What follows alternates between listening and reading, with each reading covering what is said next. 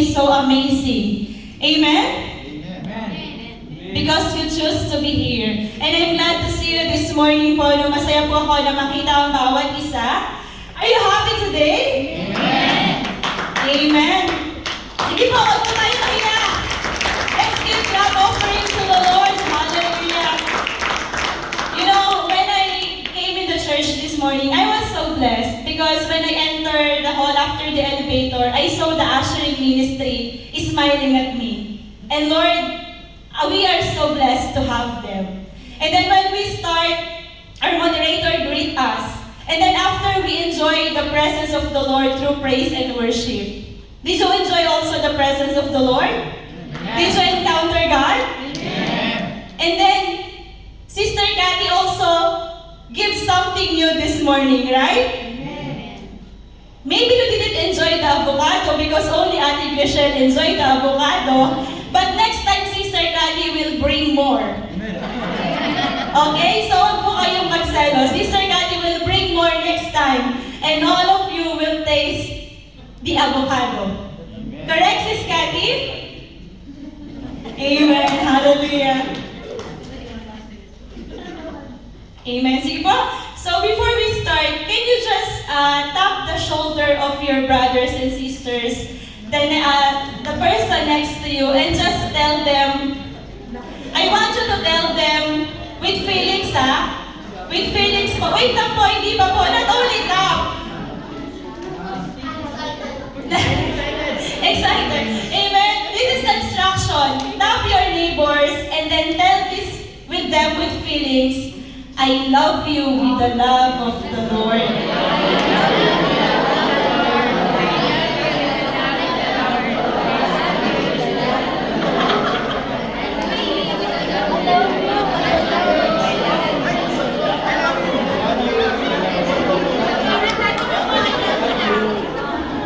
Amen. Praise God.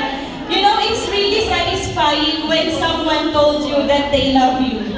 Amen. Especially when they love you with the love of the Lord. Because you know, when the love is from God, it is genuine.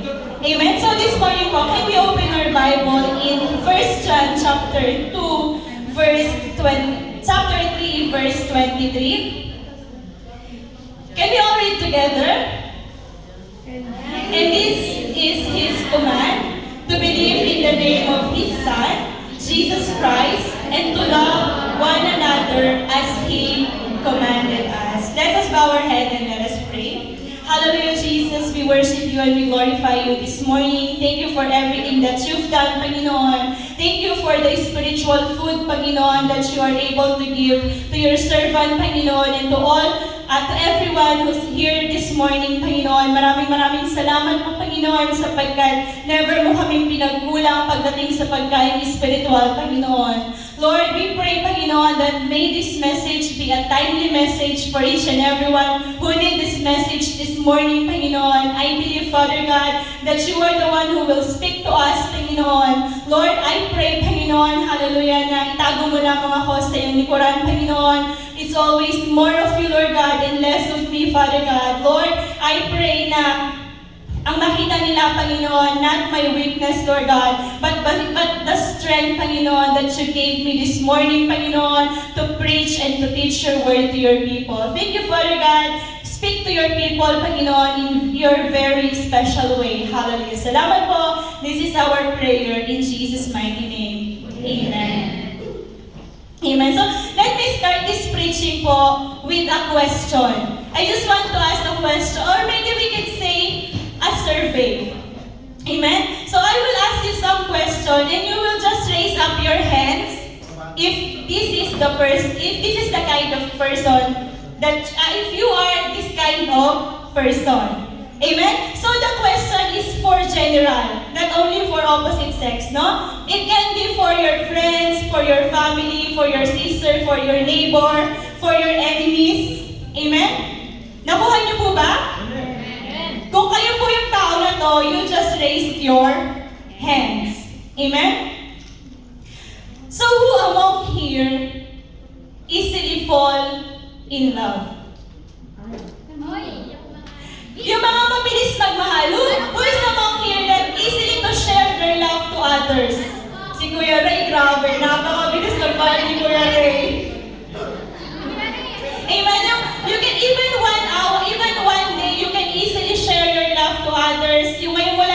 na you can easily share your love? Sino po? Ayan, so it's like mga 1/8 of the congregation.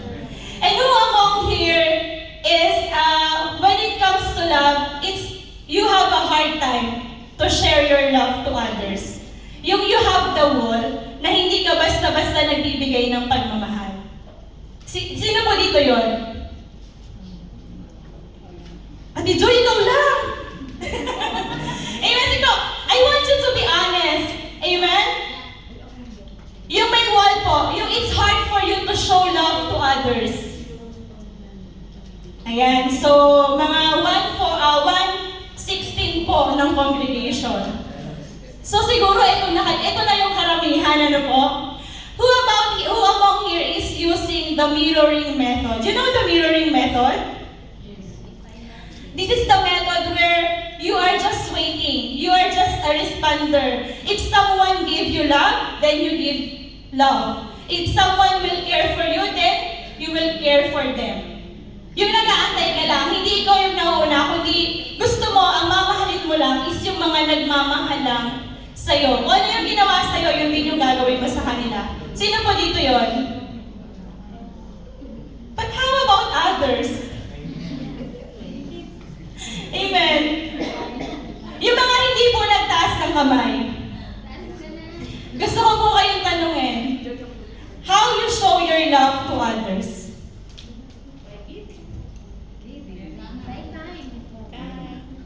By giving time? To show them love? Okay, sige po. Kung ayaw niyo po mag-response dun sa mga tanong, ito na lang. I just want you to be honest on this. Just look to your seatmates. Tingnan niyo po sila mabuti. Just look at them. Left and right. If your answer to this question is yes, you will shout, I love you, Jesus. I love you, Jesus. Wala pa yung tanong. If your answer to this question is yes, I want you to shout, I love you, Jesus. But if your answer to this question is no, you just be quiet. Amen? Tapos na po ba? You just check your neighbor? Yes. And the question is, wala kasi drama natin eh, no? Amen? And the question is, do you find them lovable? Amen.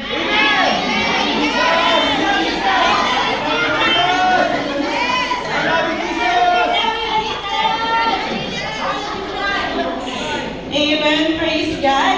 Paano naman yung mga tumahimik lang? So, ibig sabihin, hindi lovable. Ay! Grabe ka naman. Amen. I believe that all of us here is lovable. Lahat tayo ay kamahal-mahal. Lahat tayo ay kaibig-ibig. Ano po? Because God is with us. Amen? And if you have God, you are lovable. Because God loves you and God is love. But do you love God? Amen. Amen. According to John chapter 14 verse 15, ano po, sabi po niya doon, if you love me, you will obey my commandments. And our topic for this morning is one of the two greatest commandments of Jesus Christ. And our topic for this morning is love. Love one? Another. Amen? Yung puso niyo po, hindi lang po yan para sa isa. Marami pong pwedeng ilaman sa puso niyo. Amen? But don't get me wrong, hindi po ito yung sa pamamagitan ng opposite sex, ha? But ito po is for general. We have to love one another. Amen? Sabi po ng Matthew 22, verse 37 to 39, ano po, the two great commandments. The first one is, love the Lord your God with all your heart, with all your soul, with all your mind, and with all your strength. And the second commandment, two greatest commandment is, love your neighbor as you love yourself. Mahal mo ba yung katabi mo? Amen. Amen? Praise God sapagkat mahal mo po yung katabi nyo, sapagkat tunay naman po that we have to to love lahat po. Sabi po dito, love one another. So our scripture po we can find in 1 John chapter 3, verse 11 to 24. If you have your Bible, open it in 1 John chapter 3, verse 11 to 24. Amen. So this morning po, we will not go too far. Dito lang po tayo sa ating pong 1 John 3, verse 11 to 24. So it's 14 verses lang po ang pagsasalusaluhan natin sa umagang ito. And I believe po that it is more than enough po for our spiritual food this morning. Amen? Amen. Parang ang lungkot niyo po talaga. Amen. Marami po ba kayong pinagdadaanan sa buhay?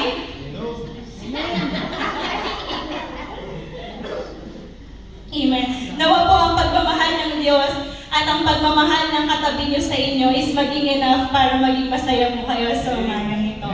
Amen. So let's start po with verse 11. Sabi po dito sa verse 11, this is the message you heard from the beginning. We should love one another. Sabi daw po, this is a message that we heard from the beginning. Ibig sabihin, hindi lang ito yung first time na marinig natin yung mensahe nito.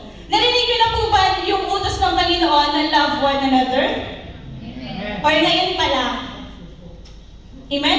Di ba narinig na natin siya dati? Because this message is, alam niyo po, hindi po siya bago. We've heard this before because this is one of the old message or one of the old commandments of Jesus to His follower. And you are part of His follower. So kayo din po, tayo po ay follower ng Panginoon. So sabi dito, this message you heard from the beginning, we should love one another. And this message po is fundamental and foundational. Alam po natin na yung pundasyon po ba natin as a Christian, para mas maging matibay, kailangan po natin ng pagmamahal. Amen? Kailangan po natin ng pagmamahal sa Diyos at pagmamahal po sa ating kapwa. And then in verse 12 po, sabi po niya dito, do not be like Cain. Sabi nga, do not be like Cain, who belonged to the evil one and murdered his brother. And why did he murder? Actually, nasa ano po siya? Nasa slide siya.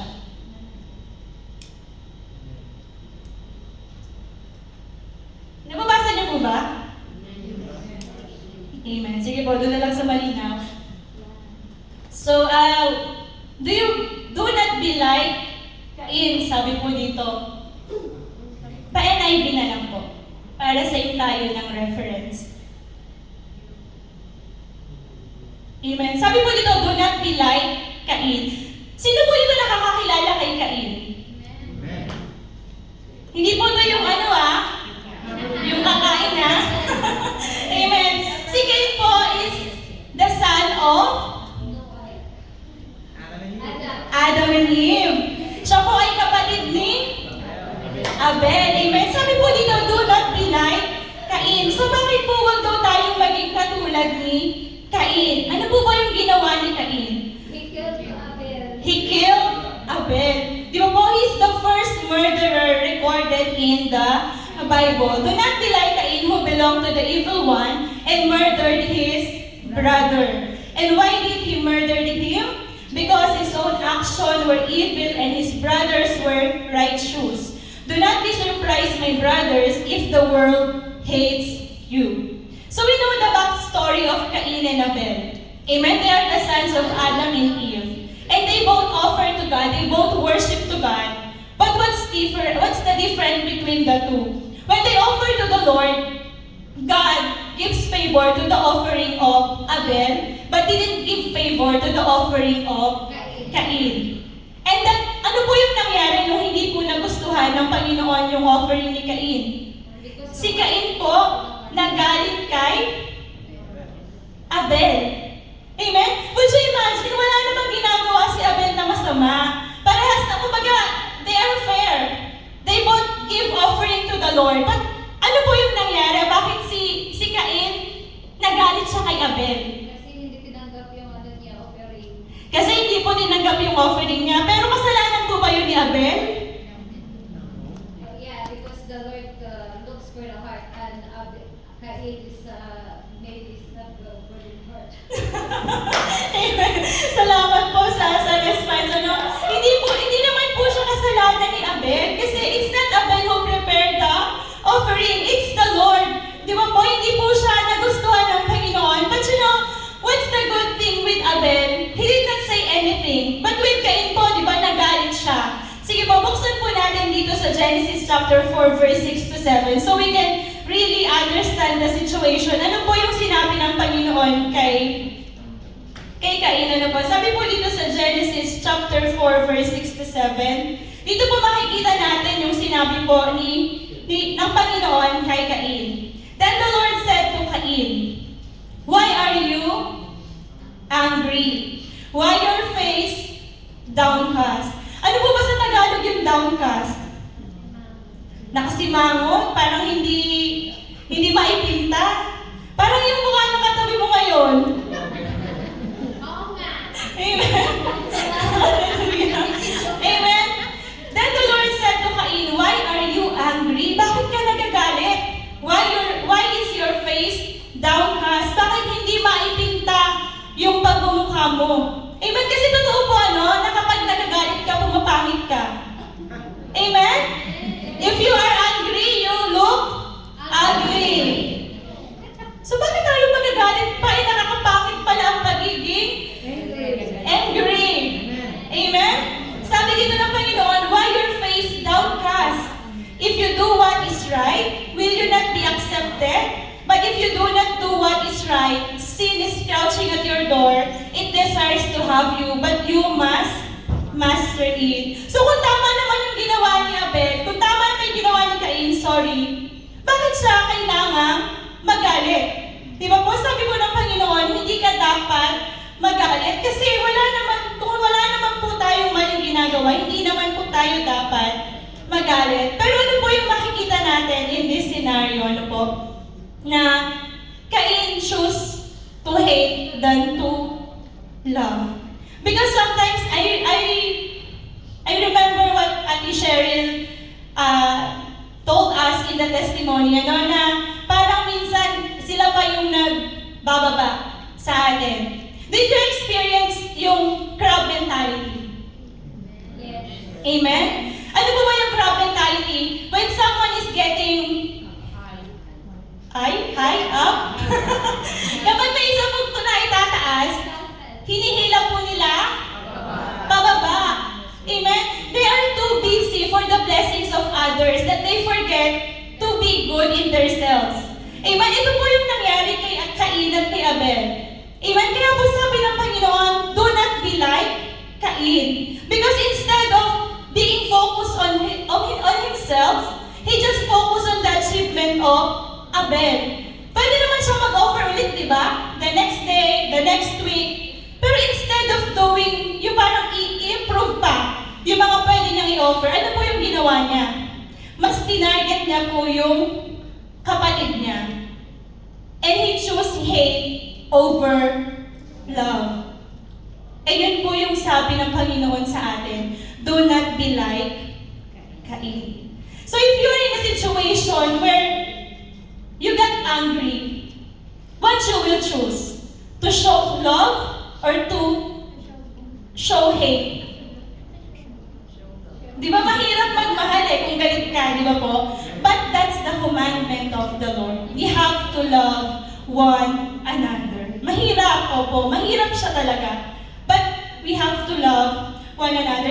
Meron po akong isang story, it really happened to me. Just a short testimony po when I was working in the Philippines. So I was working in a retail store po, as a sales lady. And after 2 months, I got promoted.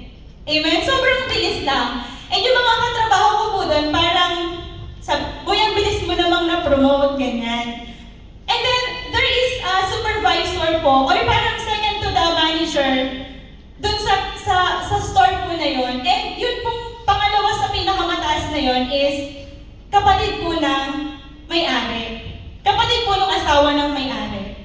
And then, when I got the position, naramdaman ko po na hindi po maganda yung trato niya sa akin. Parang maybe because of jealousy na supposedly dapat kanya yung position. But I got the position na po.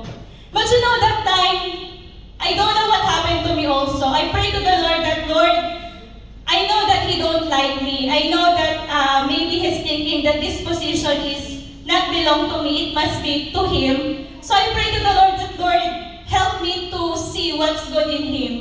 So I would be like Him. And help Him also to see what's good in me. So magugustuhan din niya ako. Until one time, may binigay sa amin isang project. And this is a big project po, no, na kailangan namin puntahan. Kasi nagpupunta po kami sa mga construction site, ganyan.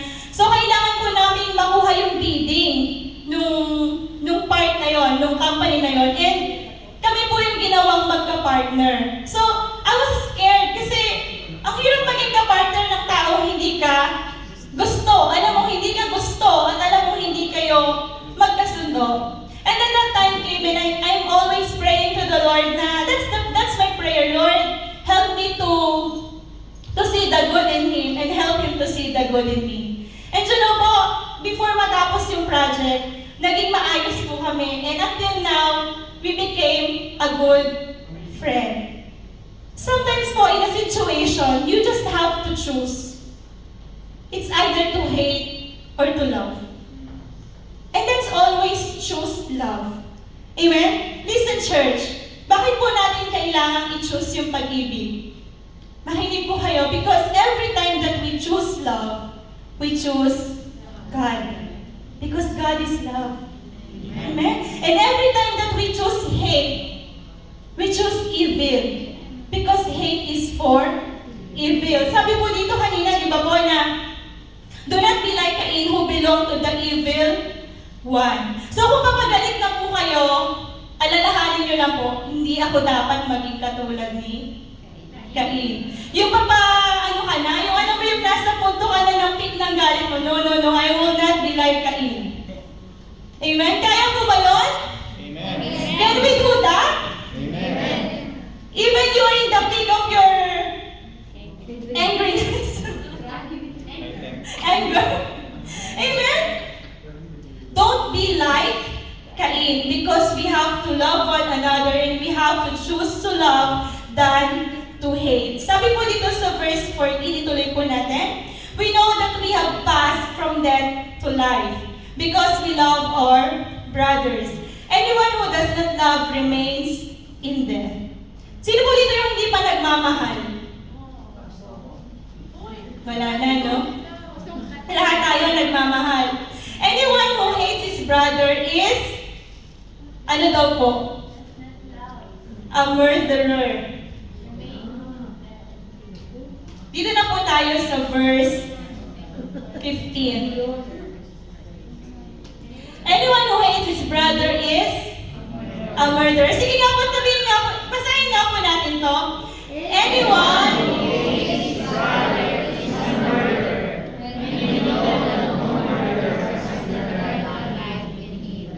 Amen? Grabe po, no? Murderer. Amen? Isipin mo ngayon, meron ba akong kaaway?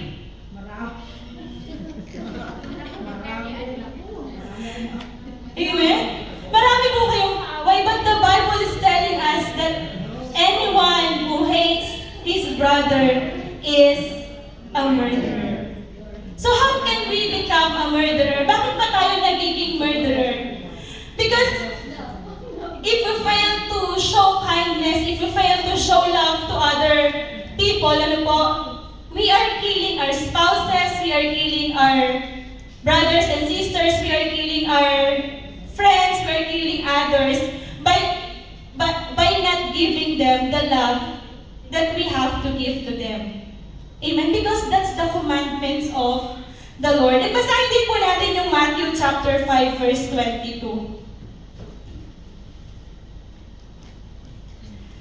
Sabi po ng Matthew chapter 5 verse 21 to 22, you have heard that it was said to those of old, you shall not murder, and whoever murders will be liable to judgment. But I say to you that everyone who is angry with his brothers will be liable to judgment. Whoever insults his brothers will be liable to the council, and whoever says you fool will be liable to the hell of fire.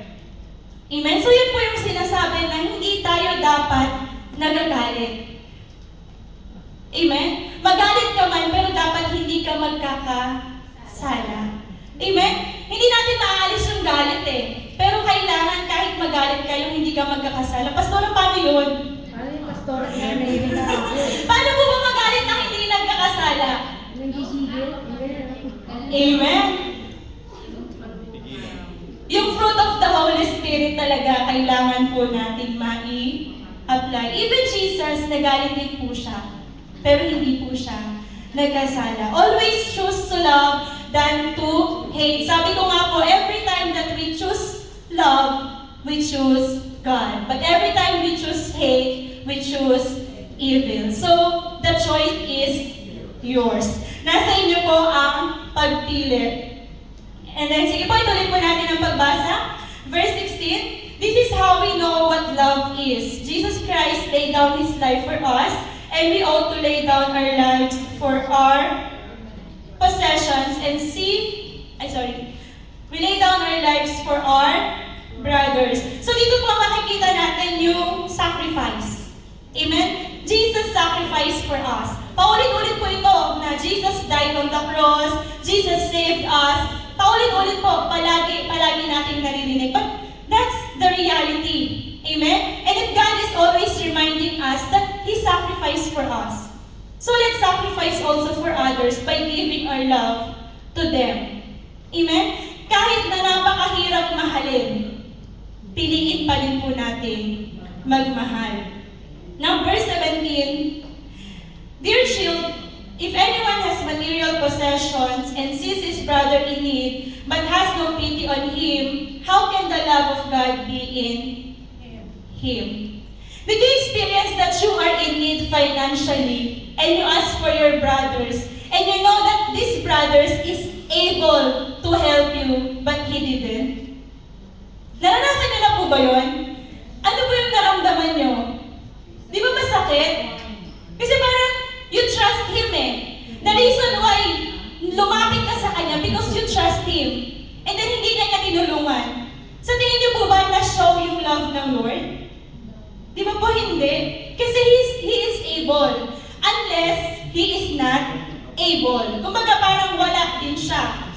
So yun po yung sinasabi din dito na sa verse 18, dear children, let us not love with words or tongue, but with actions and truth. Sino po dito yung mga may minahal na puro salita lang? Amen. Nagmahal na po ba kayo na yung minahal nyo puro pangako?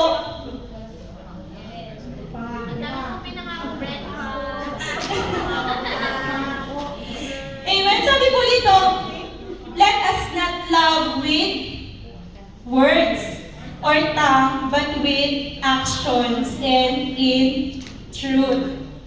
Don't just love with words, accompany with action. Sabi mo sa katabi mo, don't just love with words, accompany with actions. Pag nagmahal ka, dapat may gawa. Dapat may action. Hindi yung action na sasaktan mo, ha? Ibang action yun, ha? Amen, yung action na mapaparamdam mo sa kanya na talagang mahal mo siya. You cannot say to your friends that, hey, I love you, but you don't have time with them. You cannot say to the brethren, your brothers and sisters, that I love you if you will not care for them. Amen? Yung pagmamahal po sa ating kapatid, laging may kasamang gawa. Amen? If you are enough to help them, and then help them. Di ba po? Hindi yung hirap na yung kapatid mo, parang lagi mo pang pinapahirapan lalo, yung ayaw mong tulungan. Amen? Eh, kung mahal natin yung mga kapatid natin, hindi ba yung lagi na lang sila yung nagbibigay sa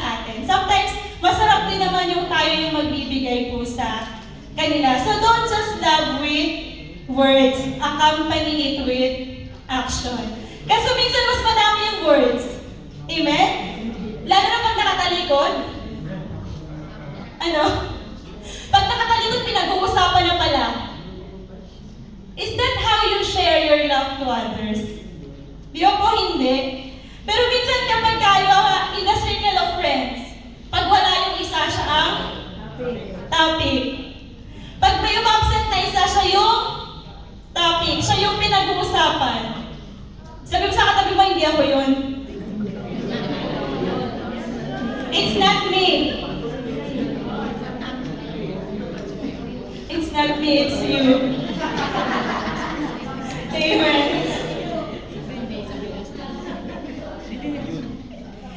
Hallelujah, Jesus. So let's practice love with action. Kailangan may gawa, hindi puro salita. Kasi kapag puro salita, doon po nakukuha yung promises na hindi naman na-fulfill. Doon po nakukuha yung mga, sabi nga po, hindi tayo mabubuhay ng salitang I love you lang. Kailangan meron talagang action. So kapag ang kapatid mo na kailangan, nandun ka. Amen? Like for example, may sakit yung kapatid mo. Let's for example, she's sick. Your brother is sick. And then, you just told them, okay, I declare healing in Jesus' name. Amen? It's powerful. Amen? Prayer is powerful.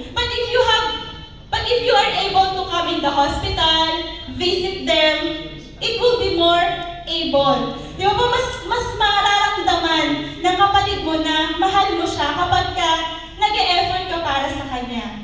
Or birthday niya. How you show your love to your brethren if she's celebrating her birthday? You just greet happy birthday? Bringing gifts. Ano ba po? Malapit na may birthday ko Ate, sabi mo yan Bringing gifts Amen?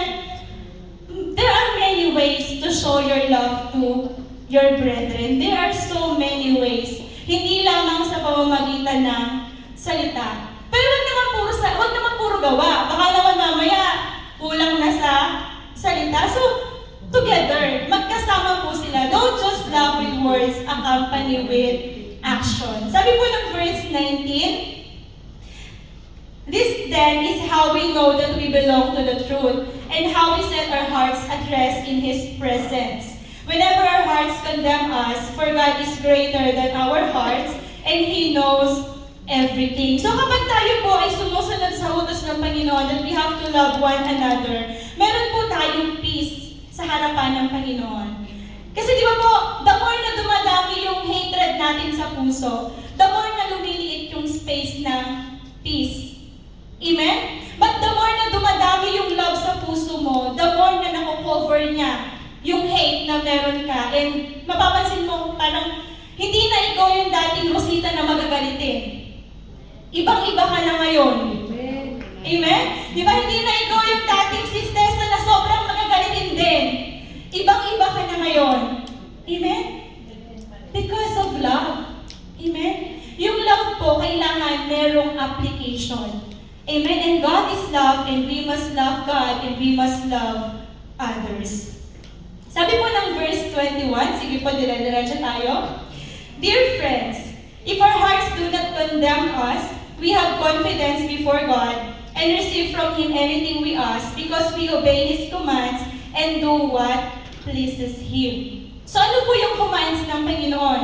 And this is our main verse po. And this is His command. To believe in the name of His Son, Jesus Christ, and to love one another as He commanded us. Sabi mo sa katabi mo, kapatid. Ay, the English pala. Sisters or brothers. God says, you must love me. Ulitin mo, you must love me. Amen? You must love your neighbor because that's the commandment of the Lord. Amen? Regardless of his color, regardless of his of their heart, regardless of anything. Kahit mayaman sila o mahirap sila, you must love them. Huwag po tayong mamimili. Ano po? In 24, those who obey His command live in Him and He in them. And this is how we know that He lives in us. We know it's by the Spirit He gave us. Amen? So kailangan daw po, ma-extend natin yung compassion and love sa ating mga kapatid sa Panginoon. And kapag po ba ganun, kailangan po ba mamimili tayo? A while ago, I asked you pa paano ba kayo mag-share ng love? Kayo ba yung parang ngayon nyo lang nakausap pero parang nag-share na kayo ng love, nag-share na kayo ng care, o yung matagal nyo lang matagal na pero meron kayong walls na hirap kayong magmahal? Maaaring nasaktan na kayo or naabuso kayo before ano po? Or kayo yung parang kung ano lang yung natatanggap nyo, yun lang din yung ibibigay nyo sa iba. But you know, the Word of God is telling us na hindi tayo dapat mamili ng taong mamahalin. Amen? Sometimes, you just say, parang dito sa church na to, parang ayoko kay Sister Fremy kasi parang hindi ko siya makakasundo.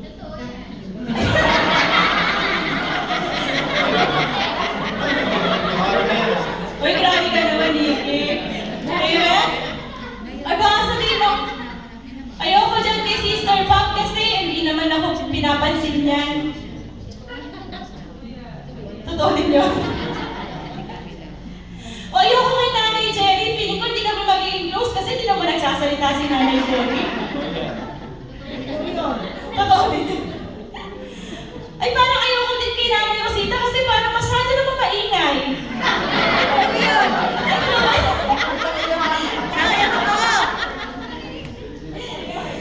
Amen. Sometimes, we are choosing the person that we will share our love to. Amen? Pag feeling mo hindi mo makakasundo yung tao, parang you are setting the walls. Ayoko na. Ayoko dyan sa mga nandyan sa ganyan. Ayoko dyan sa mga music ministry kasi may sarili naman yan silang mundo. Ayoko dyan sa Ashley kasi sila lang naman. Ayoko dyan sa ganito kasi ganyan. You are building your walls. And every time that you are building your walls, masaya po ang kaaway. Kasi naaalis niya sa'yo yung bagay na dapat meron ka. Amen? Minsan kapag feeling mo masyado naman, ayoko dito sa mga to kasi parang feeling ko ang social nila, parang hindi ako belong. Di ba? When I was new in this church, parang yun yung feeling ko, parang ang social naman ng mga church members. So parang sabi ko, sino kaya yung pwede ko lang makasundo? Di ba ganun tayo? Sometimes, yung seatmates po natin is a blessing. Amen? Especially when you are new in the house of the Lord. Because your seatmates, malaki po yung papel na ginagampanan niya. Amen? Sino po dito yung naging at home because of their seatmates from the first time that they attend here? Ay, wow. Sino po yung katabi nyo nun? Parang absent. Ay, absent. Amen. You know, when I was new here in Oman, I was 23 years old. So, batang-bata ako noon. Then I came to the church. Parang tinitignan ko, syempre, probinsyana, parang, alam mo yun, parang na-culture shock ka pa kasi parang, ay, ang gaganda naman nila. They are so beautiful, they are so handsome. Ganun yung, that's what I experienced before when I was new here. Oh, did I belong here? Because they are all beautiful, they are all handsome. And then, there is one lady, she smiled at me. And then, naatis po yung loob ko. And I sit beside her. And from that moment, we became friends. Amen? And after service, we changed numbers. Babae po ito We changed numbers po. And then, you know, every Friday that we will come to church, she's asking me, if you are the one if you are the first one to come to church, please reserve a seat for me. But if she's the one who came first, she's reserving a seat for me. Di ba po? Sometimes yung seatmates natin, it has a big impact in our lives. Amen? Hindi mo na malaya na yung katabi mo pala God sent to help you. You don't know na yung katabi mo pala may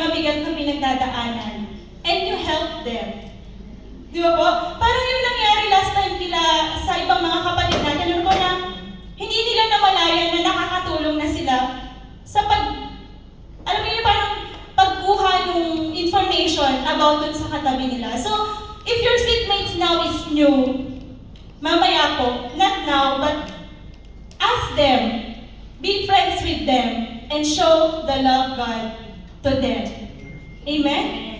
And sometime, next time, let's explore. Amen? Wag lang yung laging katabi mo yung katabi mo. Hindi ka ba nagsawa sa kanila? Amen? Hindi ka ba nagsawa sa mukha ng katabi mo? Parang, every Friday, yan na lang yung katabi mo eh. Every Friday, ito yung upuan eh. Every Friday, si Nanay Rosita, walang katabi. Amen? So, I challenge you next week. I challenge you next week, find someone new. Find some new seatmates. So at least you can share your love to them. Maybe they need you or maybe you need them. Amen? So, explore.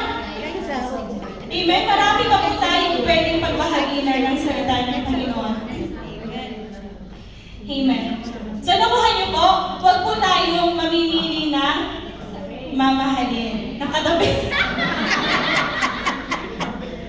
Amen.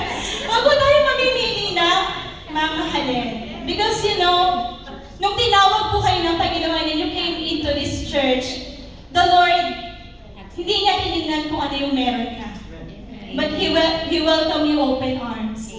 Despite of your sins, despite of who you are, despite of everything that you've been through, God offer His love to you. So ganun din po yung gagawin natin. Huwag lang yung, ito lang kasi yung makaka-jive ko, ito lang yung pag-uukulang ko ng pansin. Ito lang kasi yung kaya ko eh. Ayoko kasi makisama sa mga sosyal. Kasi lagi yan nasa Starbucks. Ayoko pang harak lang. Lagi yan nasa Pavarotti. Eh kami pandyan lang sa tabi-tabi. Pang-chapati. Ang galing naman naka-rhyme. Yung iba Pavarotti, pero kami pang-chapati. Papa John. Papa John's. Ano ka rhyme nun, ma'am? Chili's. Amen?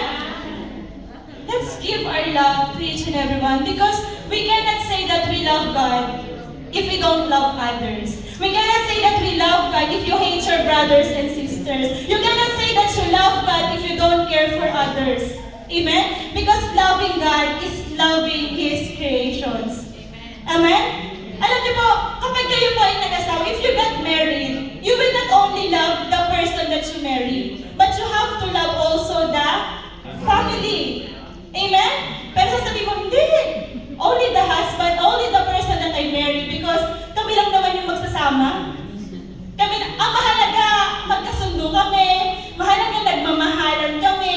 Kasi kami naman yung magsasama hanggang dulo. Pero hindi po ganon. If you love your husband, if you love your wife, you must love their family as well. Amen? And kung pwede baka pati yung mga kapitbahay. Amen. Para lagi kayong nakaka-receive ng pansit at ulam. Amen? Love your neighbor. If you love your neighbor, there will be always food on your table. Amen? If you love your neighbor, kapag nagkasakit ka, merong tutulong sa'yo. Amen? Pero kung ikaw lang dun sa bahay mo, parang I'm living for my own kasi may pera naman ako, kaya ko naman. Paano kung magkasakit ka? Yung pamilya mo malayo sa'yo. Di ba your neighbor is the one who will help you? So the relationship with your neighbor is so important. Kaya po yung mga neighbor ko, salamat po sa inyo. Amen. Amen. So, kailangan daw po, hindi tayo namimili ng ating mamahalan because the commandments of the Lord is to love one another. Sige po, buksan po natin sa Luke chapter 6 verse 32 to 33.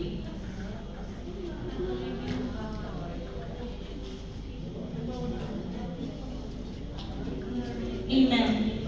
Sabi po ng Luke chapter 3 verse 32 to 33, if you love those who love you, if you love those who love you, what credit is that to you? Even sinners love those who love them. Amen? Totoo po, di ba? Sometimes, pinipili natin yung mamahalin natin. But what credit yung makukuha natin? Even sinners, they love those who love them.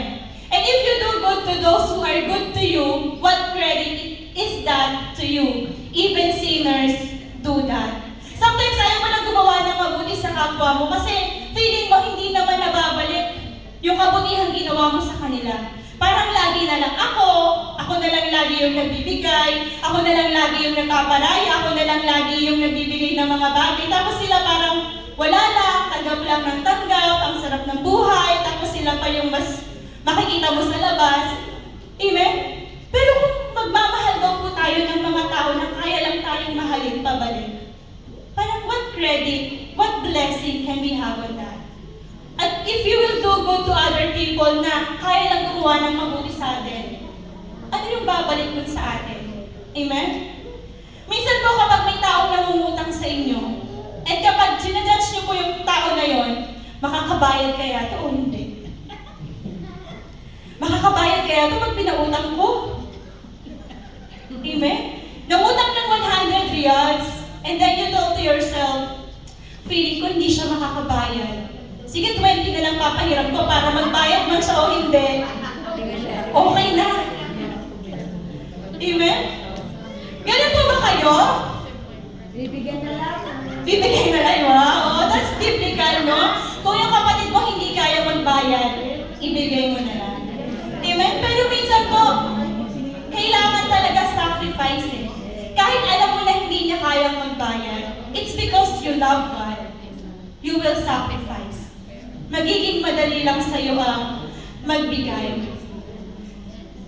So kailangan daw po, wala tayong pinipili. Kasi kung napipili tayo, kahit yung mga makasalanan, ganun yung ginagawa nila eh. So anong pagkakaiba natin sa mga tao sa labas? So that's love. That's why we have to love one another. The first one po, choose to love than to hate. And the second one, don't just love with words, accompany with actions. And the third one po is loving others is not an option. It's a command. Amen? So yung nasa likod mo, yung nasa gilid mo, hindi mo lang siya pagpipili ang mahalin, kundi kailangan mahalin mo siya bilang yun po ang utos ng Panginoon. Because once you offer your life to God, once you offer your life to the Lord, sabi mo, Lord, gusto ko, I want my life to be a pleasing sacrifice to you. But how can be a pleasing sacrifice to the Lord if you don't love your neighbor, if you don't love other people? If you will offer your life to the Lord, you must obey His commandment. Because John 14:15 says, if you love me, you will obey my commands. Yes, it will not be easy. But sabi nga, shway-shway. Amen? Pa-konti-konti. Hindi kailangan overnight. You cannot do that overnight na ay overnight, mahal ko na lahat. Hindi ganon. Amen? It's a process. But if you practice to love others than to hate them, magiging makakaya mo. Amen? Wala po imposible because the love of God covers everything. And that's one of the fruit of the Holy Spirit. That we kailangan mayroon po tayo as a children of God. And tapos na po ako. Did you learn something this morning? Amen. Amen. I hope you learned something this morning that don't forget to love others. Always show your love to others because every time that we love God, every time that we choose love, we choose God.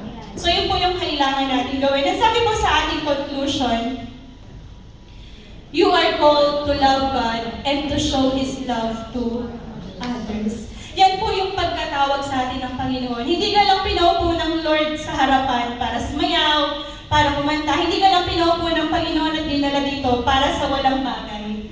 But may purpose po ang Panginoon. And God called us to show His love to others. Sabi po ng 1 John 4 verse 19, we love because He first loved us. Ang Panginoon po, He is the one who first loved us. Amen? And sige po, next po. In 1 John 4 verse 21, and He has given us this command, anyone who loves God must also love their brothers and sisters. Can we all read 1 John 4 verse 21? And He has given us His command, anyone who loves God must also love their brothers and sisters. Alam niyo po yung word na glisdi? G-L-Y-D-I. I will teach you this morning this glisdi, and you share to your neighbor. God loves you, so do I. Amen? So always glisdi. Amen? Lagi po natin tandaan yan, God loves you, so do I. Kung paano ka minahal ng Panginoon at kung paano ko naranasan ang pag-ibig ng Diyos sa buhay ko, yun yung nais ko na magawa ko sa ibang tao. Showing love to others is offering our lives to the Lord. Yes, it won't not be easy. Hindi po madaling magmahal. Especially kung hindi mo nakikita yung tao na kamahal-mahal. Especially kung nakikita mo na maraming masama sa tao na yun. But you know, sabi nga po, in 1 Corinthians chapter 13, verse 30 na ang tatlong ito'y mananatili, ang pananampalataya, pag-asa at pag-ibig. Ngunit ang pinakamahalaga ay ang pag-ibig. Let's show love to God and let's show love to other people.